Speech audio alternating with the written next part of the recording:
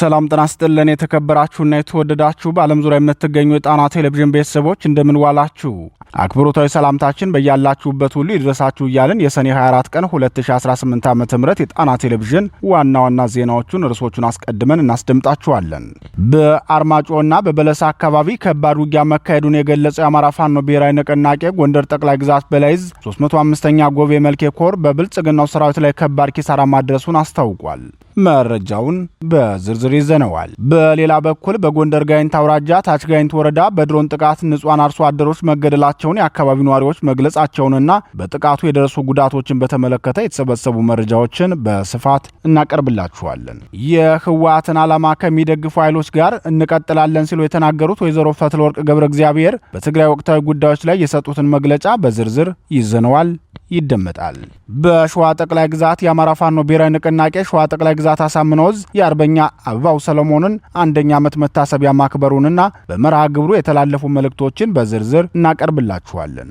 በኢትዮጵያ የግብር ስርዓትና እየጨመረ ስለመጣው የኑሮ ውድነት የወጣ ጥናት ዜጎች ከአቅማቸው በላይ የግብር ጫና እየተጣለባቸው መሆኑን የሚያመላክት ሪፖርት ወጥቷል፣ ይቀርብላችኋል። እነዚህንና ሌሎች ዜናዎችና ትንታኔዎችን አካተን ቀርበናል። አብራችሁን እስከ መጨረሻው እንድትቆዩ እየጋበዝን ወደ ዝርዝር ዜናዎቹ እናልፋለን።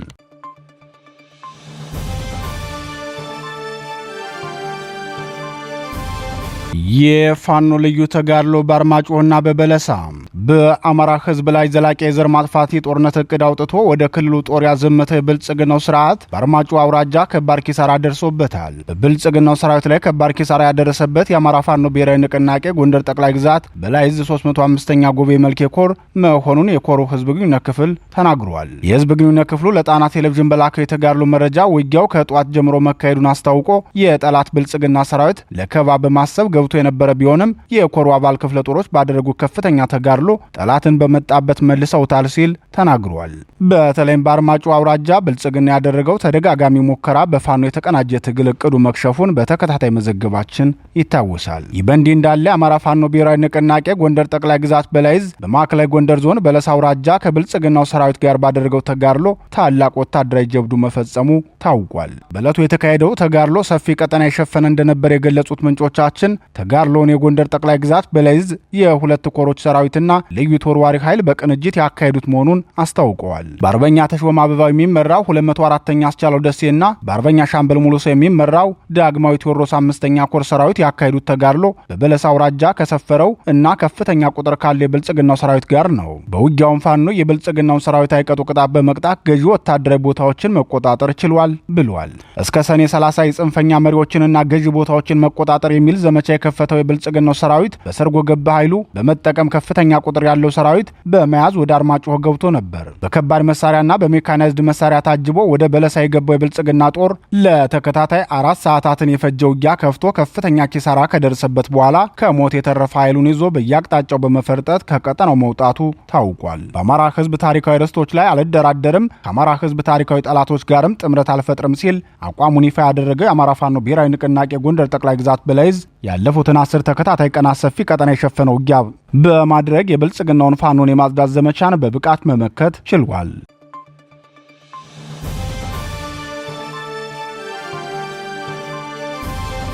የብልጽግናው የጦር ወንጀል በጎንደር በወታደራዊ ሜዳው ተደጋጋሚ ሽንፈት የደረሰበትና በርካታ ኃይሉም የተመታበት የብልጽግናው ሰራዊት የአየር ኃይሉን በመጠቀም የሚፈጽመው የድሮን ድብደባ ንጹሃንን በግፍ እየገደለ ቀጥሏል። ዛሬም በጎንደር ጠቅላይ ግዛት ጋይንት አውራጃ ታች ጋይንት ወረዳ ላይ ንጹሃን አርሶ አደሮችን በድሮን መግደሉን የአካባቢው ነዋሪዎች ተናገሩ። የአካባቢው ነዋሪዎች የደረሰውን ጉዳት አስመልክቶ ለጣና ቴሌቪዥን በሰጡት መረጃ በአካባቢው ከቀናት በፊት የመንግስት ተሰላዮች ናቸው የተባሉ ሰዎች ሲንቀሳቀሱ ከሰነበቱ በኋላ የድሮን አሰሳ ተደረገ። ጉዳዩን ለማጣራት ስናጠያይቅ የፋኖ ሰራዊት ወታደራዊ ስልጠና እየወሰደ ነው የሚል መረጃ ከወረዳው ሰማን። ነገር ግን በዚህ ቀጠና ፋኖ ወታደራዊ ስልጠና ሰጥቶ አያውቅም። የድሮን ጥቃቱ የተፈጸመው የአካባቢው ህዝብ የክልሉን መንግስት ስለማይደግፍ የተፈጸመ የበቀል ጥቃት ነው የተፈጸመው በማለት የድሮን ጥቃቱን ምክንያት ተናግረዋል። በደረሰው የድሮን ጥቃትም ተጠጋግተው የተሰሩ የአራት አርሶ አደሮች መኖሪያ ቤቶች የወደሙ ሲሆን 2 ህጻናትና 1 አዛውንትን ጨምሮ ለጊዜው ማንነታቸው ያልታወቁ 2 ሰዎች ተገድለዋል። በርካታ እህል ከቤቶቹ ጋር መቃጠሉን የሚናገሩት የአካባቢው ነዋሪዎች የቀንድ ከብቶችም መገደላቸውን ገልጸዋል። ወቅቱ ለአማራ አርሶ አደር የአዝርት ወቅት መሆኑን የሚናገሩት የአካባቢው ነዋሪዎች መንግስት በፈጸመው የድሮን ጥቃት አርሶ አደሩን ከነዘሩና በሬው ጋር የገደለ በመሆኑ ጉዳቱ ከፍተኛ ነው። በዚህ ደረጃ የራስን ህዝብ በጭካኔ መግደል በጣም አስከፊ ነው በማለት ተናግረዋል። በዚህ ጉዳይ አስተያየታቸውን የሰጡት የጣና ቴሌቪዥን ወታደራዊ ተንታኝ በአማራ ክልል የሚፈጸመው የድሮን ጥቃትም ሆነ የሰርጎ ገብ ከበባ ምክንያቱ ፋኖ ውስጡን ባለማጥራቱና የክልሉ ገዢ ፓርቲ ካድሬዎች ከስጋት ነጻ ሆነው ወታደራዊ መረጃን ስለሚቀበሉ ለበላይ አዛዦችና ለታችኞቹ ስለሚሰጡና የጥቃት ቦታዎችን እየመሩ ስለሚያደርሱ ነው። እዚህ ላይ የፋኖ ትኩረት መስተካከል እንዳለበት አመላካች ነው ብለዋል። ወታደራዊ ተንታኙ የፋኖን የውጊያ ትኩረት በተመለከተ የሰጡትን ሙያዊ የትንታኔ መረጃ ለፋኖ መሪዎች አድርሰናል። ከዚህ በተጨማሪም የክልሉ ህዝብ የአዝመራ ወቅት በመሆኑ ከዚህም የከፋ ጉዳት እንዳይደርስበት ጥንቃቄ ማድረግ እንደሚገባው ወታደራዊ ተንታኙ መልእክታቸውን አድርሰዋል። የብልጽግናው ስርዓት በአማራ ክልል የሚፈጽማቸው የድሮን ጥቃቶች አብዛኞቹ የተፈጸሙት ለፋኖ ቅርበት አለን በሚሉና ውጭ ሀገር እየኖሩ ከፋኖ መረጃ እየተቀበሉ ለስርዓቱ አሳልፈው በሚሰጡ ሰርጎ ገቦች አማካኝነት መሆኑን በተደጋጋሚ መዘገባችን አይዘነጋም። የፋኖ መሪዎችም የግንኙነት መስመራቸውንና የሚያገኟቸውን ሰዎች በጥንቃቄ እንዲመርጡ ወታደራዊ ተንታኞች ጥሪ አቅርበዋል።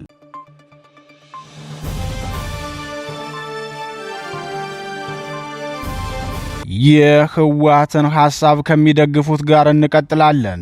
ፈትለወርቅ የህወሓቷ ከፍተኛ ሹም ወይዘሮ ፈትለወርቅ ገብረ እግዚአብሔር ትናንት በሰጡት መግለጫቸው እሳቸው የሚመሩት ቡድን ቀዳሚ ፍላጎቱ ምን እንደሆነና ለዚህ የህወሓት ፍላጎት ድጋፍ የሚሰጡትን ኃይሎች በአጋርነት እንደሚጠቀም ተናግረዋል። በትግራይ ክልል የሚካሄደው አስገዳጅ ወታደራዊ አፈሳም ሆነ አፋኝ የተባለው ህግ ተግባራዊ የሆነበትን ምክንያት ወይዘሮ ፈትለወርቅ ወይም ሞንጀሪኖ ሲናገሩ ለትግራይ ጥቅም ሲባል ታስቦ የሚካሄድ ነው ብለዋል። ህወሓት በምንም አይነት ሁኔታ በትግራይ ህዝብ ጥቅም እንደማይደራደር የገለጹት ወይዘሮ ፈትለወርቅ ለዚህ የህወሓት ዓላማና ፍላጎት ተባባሪ የሚሆኑ ሁሉም ኃይሎች በህወሓት የትግል መስመር እንዲሰለፉ እያደረጉ መሆናቸውን ገልጸዋል። ወይዘሮ ፈትለወርቅ ገብረ እግዚአብሔር ድርጅታቸው ተደጋጋሚ የሚያቀርበውን የጦርነት ተከፍቶብናል ጩኸት እሳቸውም የተናገሩ ሲሆን በትግራይ ህዝብ ላይ ስልታዊ የዘር ማጥፋት ጦርነት ተከፍቶበታል። የትግራይ ግዛት በጠላቶቻችን ቁጥጥር ስር ሆነው ተፈናቃዮች በከፋ ሁኔታ ላይ ይገኛሉ። ጠላቶቻችን ከግዛታችን ማስወጣትና የትግራይ ሉዓላዊነት ማስጠበቅ ነው ዓላማችን በማለት ዛሬ ጠላት ብለው የሚገልጹትን አማራውን ከርስቱ ለማፈናቀል ያላቸውን እቅድ ገልጸዋል። ለዚህ የህወሓት ዓላማ ደጋፊ የሆኑ ኃይሎች ተብለው የተለዩትም የአማራን ርስት ለመውረርና የትግራይን የአገርነት ምስረታን ለማስጠበቅ በሚል የተያዘውን ዓላማ ለማስፈጸም መሆኑን ገልጸዋል።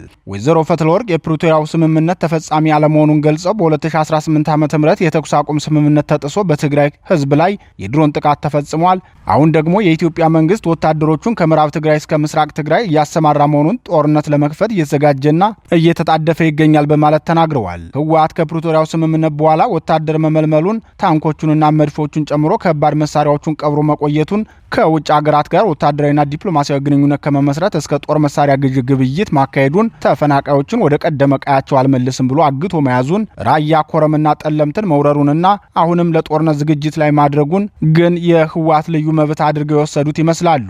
ወደ ወልቃይት ለመግባት ያደረገውን ተከታታይ ሙከራም ለህወሓት የተፈቀደ፣ ህወሓትን የሚመክተው ኃይል ደግሞ ዘር አጥፊ የሚል የተገላቢጦሽ ፍረጃ ሲሰጥ መቆየቱ ይታወሳል። ወይዘሮ ፈትለወርቅ ትናንት በሰጡት መግለጫቸውም ይህንን እውነታ ሙሉ በሙሉ የካደ ሆኖ ታይቷል። ወይዘሮ ፈትለወርቅ በመግለጫቸው እንደተለመደው የነጌታቸው ረዳን ቡድንም የወቀሱ ሲሆን አሜሪካና አውሮፓ ህብረትም ከፈትለወርቅ ወቀሳ አላመለጡም። ፈትለወርቅ በወቀሳቸው በጀት፣ ነዳጅና ሌሎች መሰረታዊ ሸቀጦችን ጨምሮ ሁለንተናዊ ክልከላዎችን በማድረግ በትግራይ ህዝብ ላይ ጦርነት ለመክፈት የሚሯሯጠውን ኃይል ትተው አሜሪካና የአውሮፓ ህብረት ለህወሓት የሰጡት መግለጫ በዳይ ያለ በተበዳይ ላይ ተጽዕኖና ጫና ለመፍጠር የተደረገው ሂደት ነው። ሂደቱንም ተቀባይነት የሌለውና ተገቢ ያልሆነ ነው ብለዋል። ፈትለወርቅ የአሜሪካ መንግስት ሃርድ ላይነርስ ወይም አክራሪ ጽንፈኛ በማለት የቪዛ ማዕቀብ የጣለችው እንደ ግለሰብ ሳይሆን ለፓርቲው መርሆች የሚጻረር በመሆኑ ነው ተቀባይነት የማይኖረው ያሉ ሲሆን የህወሓት መርህ ደግሞ ምን እንደሆነ ቀደም ሲል አስታውቀዋል። የትግራይ ህዝብና የህወሓት ጥያቄ ራሳቸውን ማስተዳደርና የራሳቸውን ዕጣ ፈንታ መወሰን ነው ሲሉ የገለጹት ወይዘሮ ፈትለወርቅ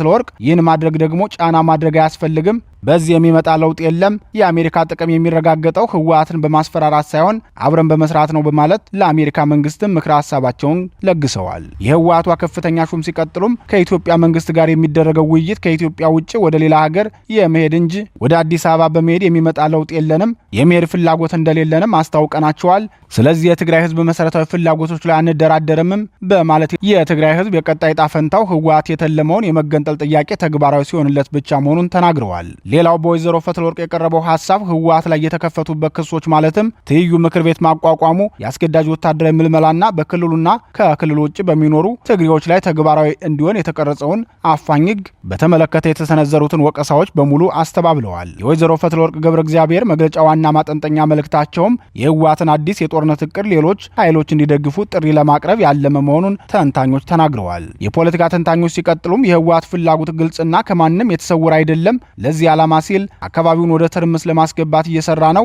ጥያቄውም ይህንን ዓላማውን እንዲያሳካ ከጎኑ የሚሰለፉት ኃይሎች የትኞቹ ናቸው የሚለው ነው። በተለይም በዚህ ሰዓት ዓለም አቀፉ ግዘት እየገጠመው ያለውን ቡድን የሚደግፍ የሀገር ውስጥ ኃይል ካለ የራሱንም ህልውና አደጋ ላይ እንዲወድቅ የሚያደርግ አደገኛ ውሳኔ ስለሆነ ቆም ብለው ሊያስቡበት ይገባል። በተለይ ፋኖ በዚህ በኩል ቀይ ስህተት እንዳይሰራ ጥንቃቄ ማድረግ ይገባዋል ሲሉ አሳስበዋል።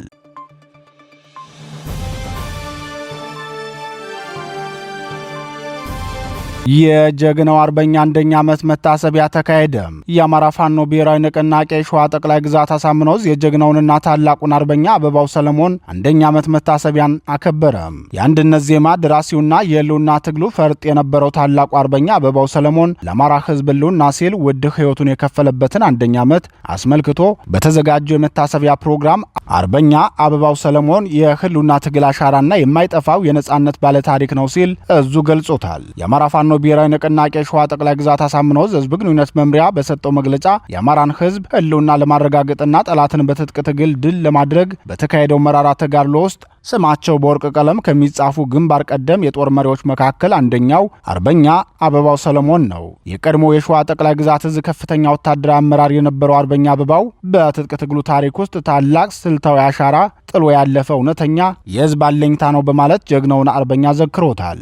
አርበኛ አበባው ሰለሞን በየቀጠናው ተበታትነው የነበሩ ብርጌዶችንና ክፍለ ጦሮችን በማቀናጀትና በአንድ ወታደራዊ እዝ ስር በማሰባሰብ የአፋብን ሸዋ ጠቅላይ ግዛት እዝን በጽኑ መሰረት ላይ ካቆሙት ቀዳሚ የጦር ስትራቴጂስቶች አንዱ እንደነበር የዘከረው የሸዋ ጠቅላይ ግዛት አሳምነው ህዝብ ግንኙነት መምሪያ በትጥቅ ትግሉ ውስጥ ወታደራዊ ዲሲፕሊን፣ የወንድማማችነትና የአንድነት መንፈስ እንዲሰፍን በሁሉም የሸዋ ጠቅላይ ግዛት አውራጃዎችና የጦር ግንባሮች እየተዘዋወረ የህዝቡንና የሰራዊቱን የፖለቲካ ወታደራዊ ንቃትና ዝግጁነት በማሳደግ ረገድ የማይተካ ሚና ተጫውቷል። በተለይም አማራ ለጋራ ህልውናው በጋራ እንዲቆም ከፍተኛ ጥረት ያደረገው ይህ ጀግና በሸዋ ጠቅላይ ግዛት መራቤቴ አውራጃ በራስ አበበ አረጋይ የትውልድ ቀየም ወረትና ጅሩ የጀግናው መታሰቢያ በደመቀ ሁኔታ ተከብሮ ውሏል። ከሁሉም በላይ ወጣቱን የህብረተሰብ ክፍል በደፈጣ ውጊያና በትጥቅ ትግል ስልቶች በማደራጀት ለአማራ ህዝብ ነጻነትና ክብር ግንባር ቀደም ተዋጊ ሆኖ እንዲሰለፍ በአካልም ሆነ በስነ ልቦና በማሰልጠን ለነጻነት የሚጋደል ቆራጥና ታጣቂ ትውልድ በመቅረጽ በኩል ግንባር ቀደም መሐንዲስ ነበር በማለት የአርበኛ አበባው ሰለሞንን የትግል ታሪክ አስታውሷል። የህዝብ ግንኙነት መምሪያ አክሎም አርበኛ አበባው ለቆመለት የትጥቅ ትግል ዓላማና ለተሰለፈለት ህዝብ ህልውና ቀን ከሌት በዱር በገደሉ ሳይታክት የደከመው አርበኛ አበባው ሰለሞን አማራን በጦር ሜዳ ድል ለማውጣት በተጓዘበት የእውነተኛ ጉዞ ላይ እጅግ አሳዛኝ ክስተት ገጥሞት ከጀርባው በተተኮሰ የከዳተኞች ጥይት ሰኔ 24 ቀን 2017 ዓ.ም ውድ ህይወቱን በጦር ሜዳ ሰማዕታትነት አሳልፎ ሰጥቷል። ይህንንም ዕለት የሸዋ ጠቅላይ ግዛት አሳምነው ሲያከብር ጀግናው የተሰዋለትን ቅዱስ የትጥቅ ትግል ዓላማና ወታደራዊ ግብ ከእቅዱ ለማድረስ ቃል ኪዳን የማደሻና ክንድ የማጠናከሪያ መንገድ ጭምር በማድረግ ነው። ዛሬ እሱ በሰማዕታትነት ያለፈበትን አንደኛ ዓመት ስንዘክር እርሱ የጀመረውን ቅዱስ የነጻነት ተጋድሎ እስከ የመጨረሻው ድል ድረስ ለማስቀጠል ቃላችንን በአንድነትና በጦርነት ወኔ በማደስ ጭምር ነው ሲል የገለጸ ሲሆን የጀግናውን ህልም እውን እንዲሆንና የሸዋ ፋኖ ባንድ እዝ በመታቀፉ አርበኛ የወደቀለት ዓላማ እንደሆነ ገልጿል። የአርበኛ አበባው ሰለሞን እና ሌሎች ጀግኖች ሰማዕት ተጋዮች የወደቁበት ዓላማም ከግቡ እንዲደርስ ፋኖ ከመቼውም ጊዜ በላይ የወትሮ ዝግጁነቱን ማጠናቀቁን አስታውቋል። አርበኛ አበባው ሰለሞን ስምህ በታሪክ ማህደር፣ የጀግንነት ሥራ በትውልዱ የትግል ልብ ውስጥ ለዘላለም ይኖራል ሲል እዙ መልእክቱን አድርሶናል።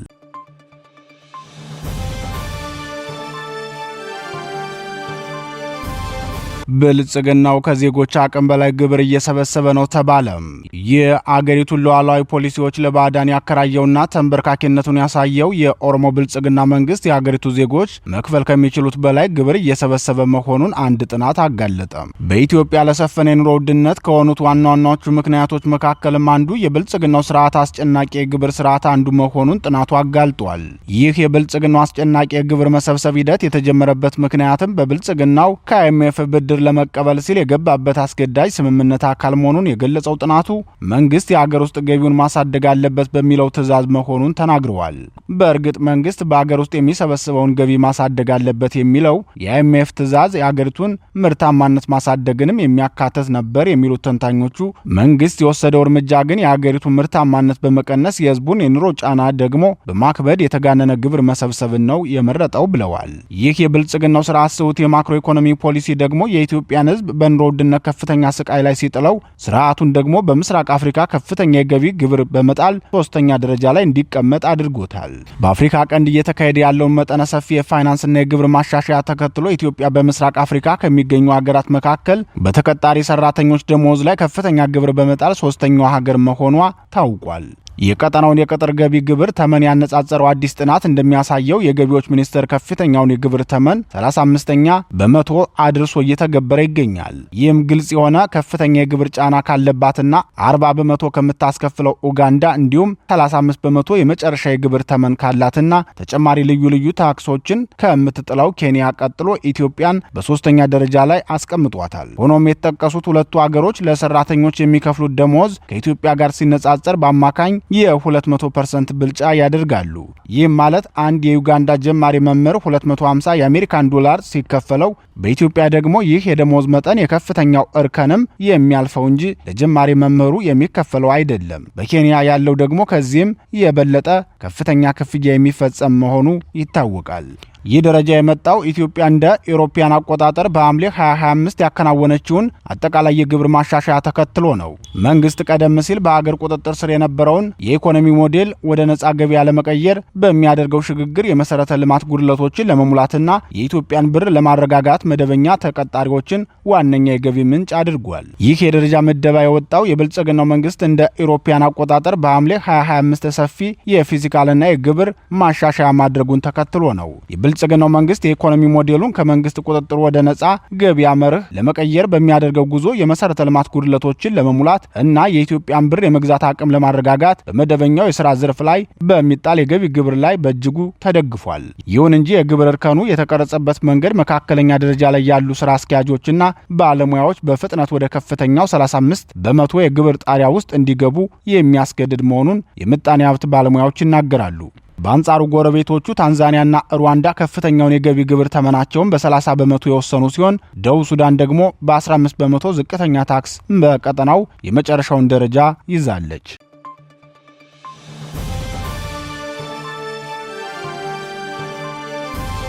ክቡራትና ክቡራን የጣና ቴሌቪዥን አድማጭ ተመልካቾቻችን የሰዓቱ ዜናችን የተከታተላችሁትን ይመስል ነበር። በምሽቱ የጣና ዜና ወጃችን እስከምንገናኝ በዚሁ ተሰናበትን። ጤና ይስጥልን።